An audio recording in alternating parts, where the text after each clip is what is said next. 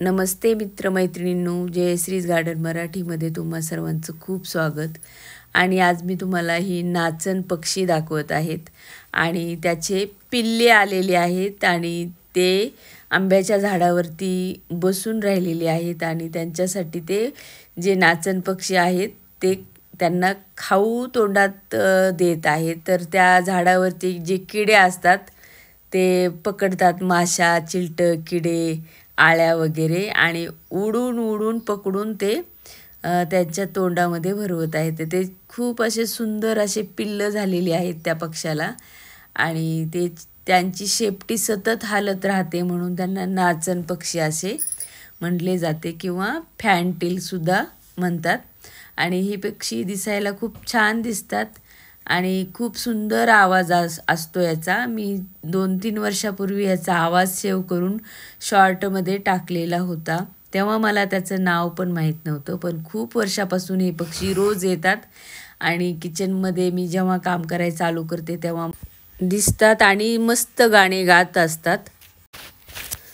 तर हा पक्षी पहाटे 5 वाजल्यापासूनच गाणे गायला चालू करतो आणि सकाळी सकाळी त्याचा खूप सुंदर असा पहाटेच्या झोपेमध्येच त्याचा आवाज ऐकायला येतो आणि सतत अंगणामध्ये आला की सतत उड्या मारत राहतो आणि झाडावरचे किडे वगैरे जे असतात, माशा, चिलटं जे पण असतात ते आळ्या वगैरे खाऊन टाकतो आणि गार्डन त्यामुळे स्वच्छ राहतं आणि खूप असा मंजूळ आवाज आहे याचा. खूप सुंदर आवाजाचा हा पक्षी आहे.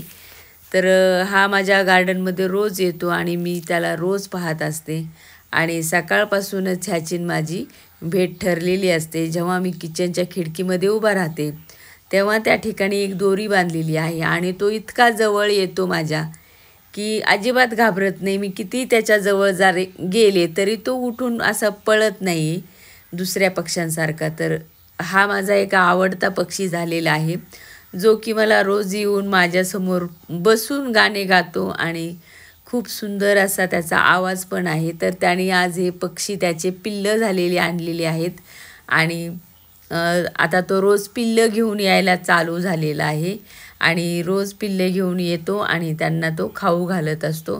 त्याचं घरटं कुठं आहे मला माहीत नाही, पण पहाटे पहाटे त्याच्या गाण्याचा आवाज येत असतो आणि खूप वेळ गात राहतो आणि गाऊनच तो इकडे तिकडे पळत राहतो आणि ते असे किडे वगैरे झाडावरचे जे पानांखाली असतात ते वेचून खात असतो. तर त्यामुळे गार्डनची पण सफाई होते आणि आपल्या गार्डनमध्ये जे किडे पडतात ते पानं खातात, फुलं खातात.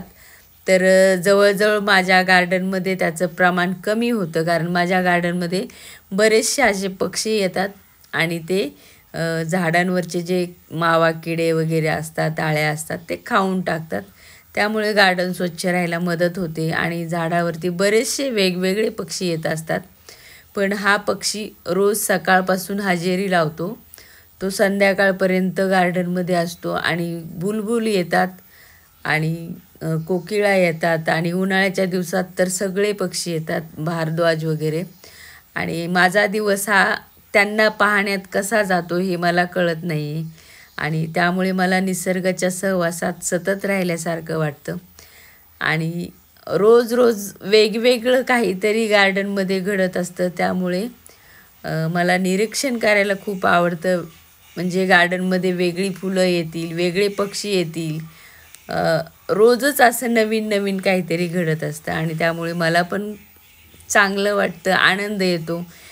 गार्डनमधील वेगवेगळी फुलं फुललेली पाहताना सुद्धा एक वेगळा आनंद असतो.